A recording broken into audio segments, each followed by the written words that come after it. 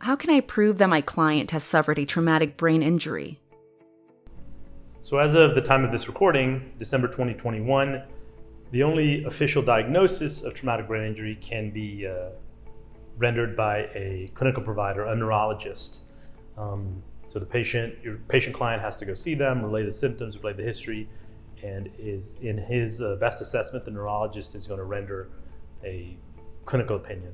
Yes, there's traumatic brain injury or not. Again, at the time of this video recording, that's officially the only way to get a diagnosis of a quote unquote diagnosis of traumatic brain injury.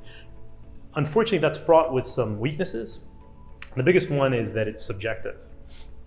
It relies a lot on the neurologist's perception of the symptoms, how real they are, how severe they are, and there's some biases there, and there's a lot of subjectivity. In addition, it relies a lot on what the patient communicates, which is definitely dependent on his memory, his communication ability, his intellectual sophistication. So there's a lot of sort of confounders there that makes that clinical diagnosis of TBI not completely reliable. Enter DTI. DTI is an adjunct to that clinical evaluation, at least an adjunct today. It hasn't replaced it, but it's an excellent adjunct to it. It is excellent because DTI doesn't have those weaknesses. It's completely objective. If the DTI scan is done correctly from a technical standpoint, it is technically intensive, so it has to be done correctly. If it is, then the results are reliable. If it's positive, then that means there's traumatic brain injury, and if it's negative, that means there's not, with pretty high degrees of certainty.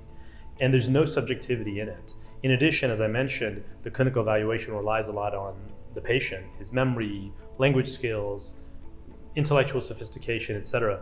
DTI doesn't rely on that at all. I've mentioned before in conversations with attorney clients that we work with that you could have a hypothetical patient who doesn't speak any English, has an IQ of 60, has no memory beyond the past 1 minute, and that doesn't matter. DTI is independent from all those factors. If the scan is done right, DTI will show that microscopic traumatic brain injury with a high degree of confidence, or it will show that it's not there.